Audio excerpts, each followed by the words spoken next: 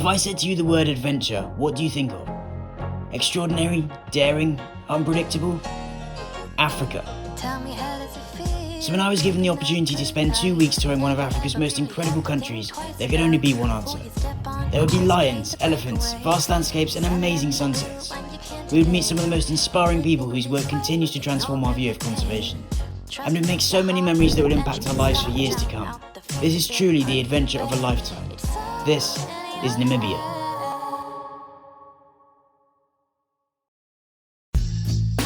Our journey began in July 2019.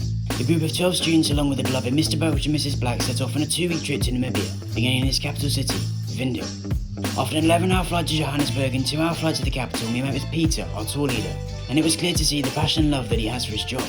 We also met the strongest thing we'd see over the next 2 weeks, our truck.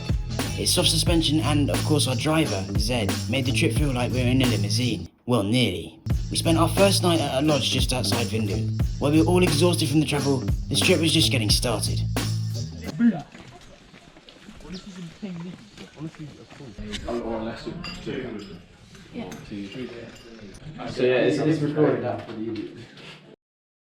At precisely 7 minutes past 8 the following morning, our trip well and truly began. Re-energised and motivated, we began our journey northwards before a brief fuel stop.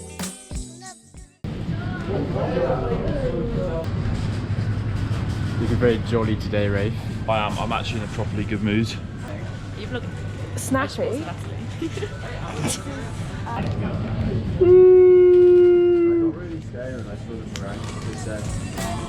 As we returned to the road, we headed for the headquarters of Africat, a foundation whose slogan is conservation through education. They focus on the conservation of Namibia's large carnivores and are based at a nature reserve called Okajima. During our time there, we were looked after by a guy called Johan and his wife Marika. Johan said that people cried twice at Okajima, once when they saw the place for the first time and once when they had to leave. And as we arrived, we too fell victim of his claim. The beauty of the site and passion of the people here drew an impression that far exceeded any expectation I could have had. How amazing it is.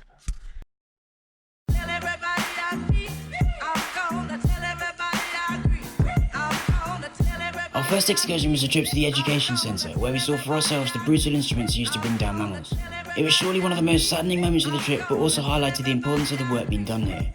It was also my first time on the back of a pickup, which is actually illegal in the UK. Imagine being driven through the African countryside, the wind blowing through your hair, and Marika at the wheel, who doesn't slow down for anyone. Something so small yet so exhilarating. It was truly... Alright, so the toilets here are actually mad. It's literally the coolest view and you like, you know.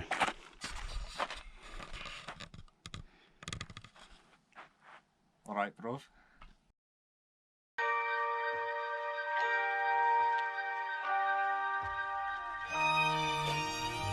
We spent the night in big tents before walking to a high point in time for sunrise.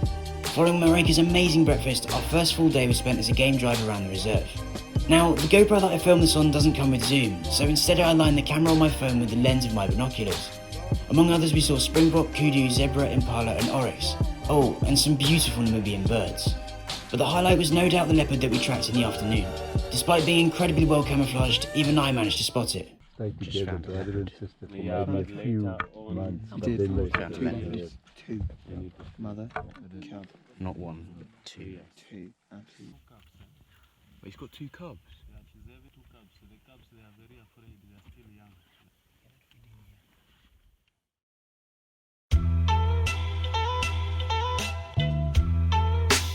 That evening we packed our truck full of supplies and drove up to a dry riverbed where we'd be spending the night. After raiding the nearby trees for firewood, we set up camp and watched the sun go down, along with the last of the day's heat. Following a night walk, we turned in for what would be one of the coldest nights of the year. What's more, we'd each have to spend 2 hours of the night on night watch, which is basically to sit cosily around the campfire with your mates while apparently stopping any animals. Me, being the smallest of all, was especially worried. Night watch complete, we lay down and slept under the stars.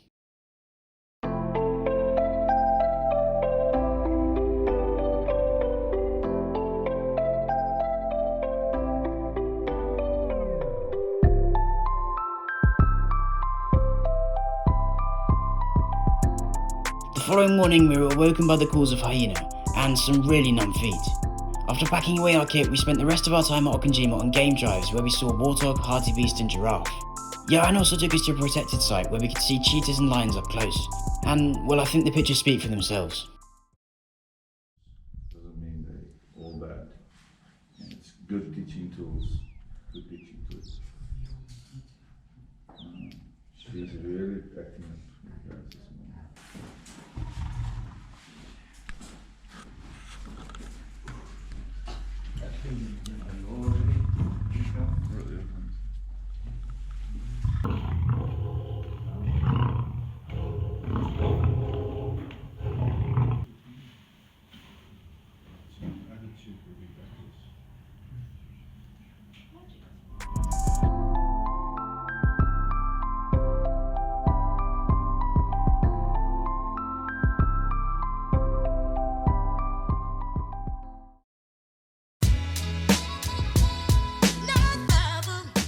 On day 5 of our trip, we returned to the road where we continued our journey northwards.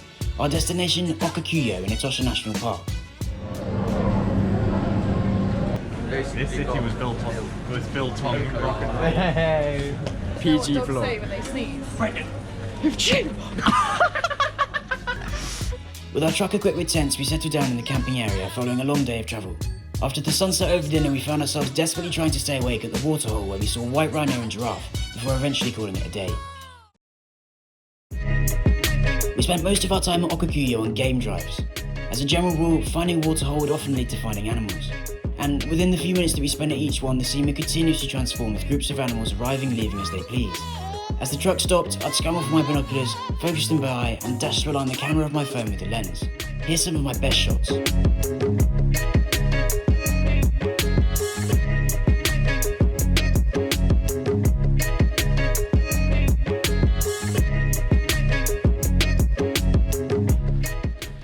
What's that?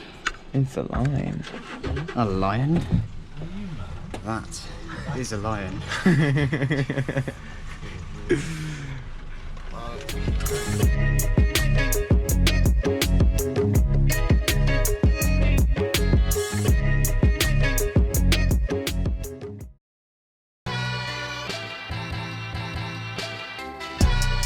The next day, we headed west through Etosha towards Olifantras.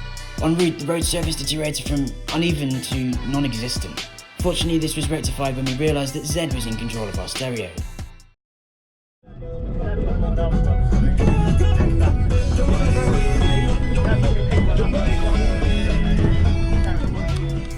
That evening in our new campsite, 2 of us went up to the waterhole where we unmistakably heard the roar of a lion. They must be hearing that. They're gonna come running. Be the guy.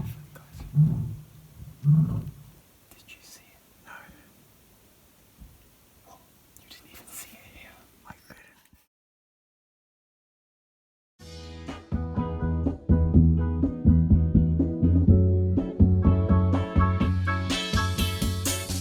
We were reunited with Africat on day 8 of our trip as we headed southwest through Etosha towards the Hoppateri concession. After settling down and pitching our tents, we were introduced to Tammy, the director of Africat, who showed us around the site. Hey yo, what's up Vlog Nation? It's your boys back for another sick ass vlog. We're just loving all these vibes.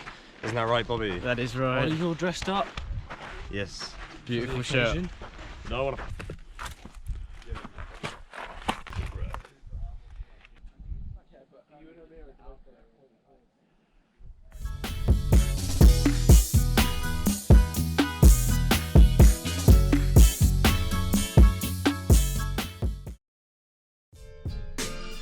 On our first full day at Hoppateri, we visited a school in a remote village.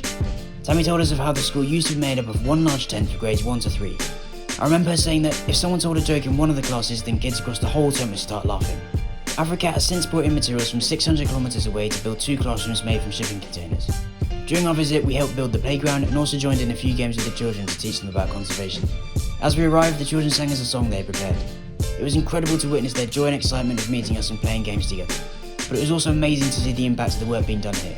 One small school, but 60 young lives transformed. The following day, we returned to the pickups in the early hours. After spotting the likes of giraffe in the morning, we were told of nearby lions over the radio. As we headed over, we were caught in the dust of the truck ahead. Fortunately for our driver, Zed, and my right foot, this was no problem.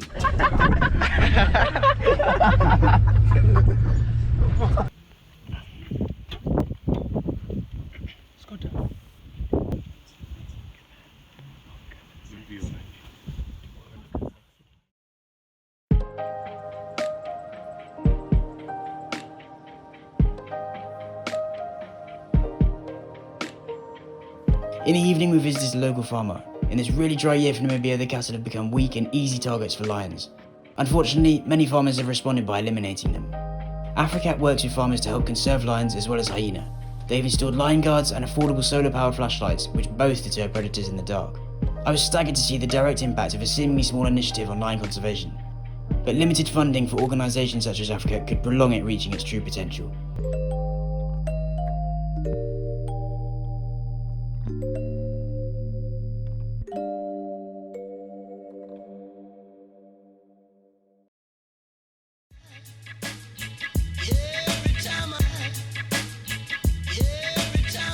Day 11 saw us embark on the longest journey of our trip, a 6-hour drive to the coastal city of Swakopmund. So we're about an hour away from Swakopmund and there's clouds in the sky and it's actually quite cold. After chilling in our hotel, we had a great meal at a beachside restaurant before turning in for the night.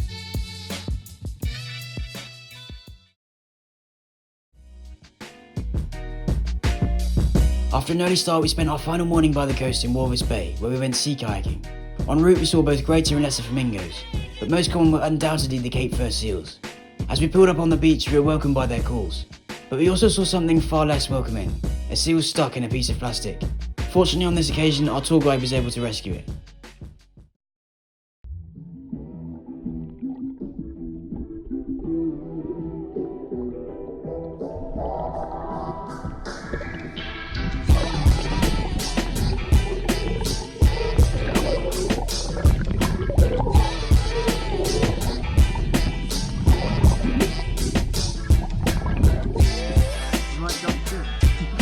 Oh no, please don't. Oh god.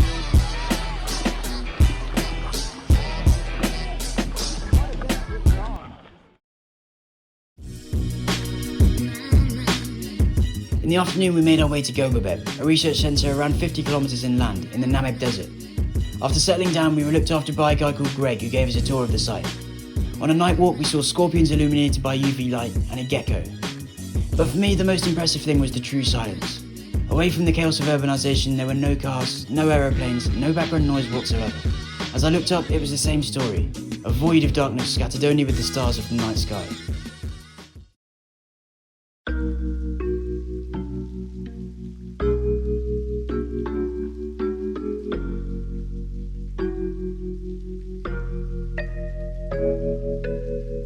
We began our last day at Gobabeb with a sunrise walk.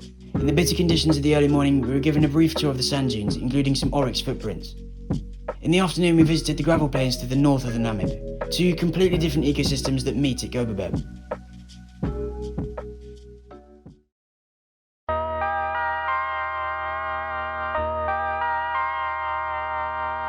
That evening, after returning to camp, our mission was simple: to climb the sand dunes in time to watch the sun go down.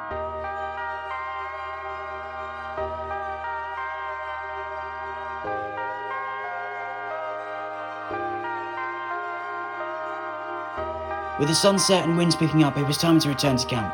But then, who walks down a sand dune? I'm really full. Okay, okay.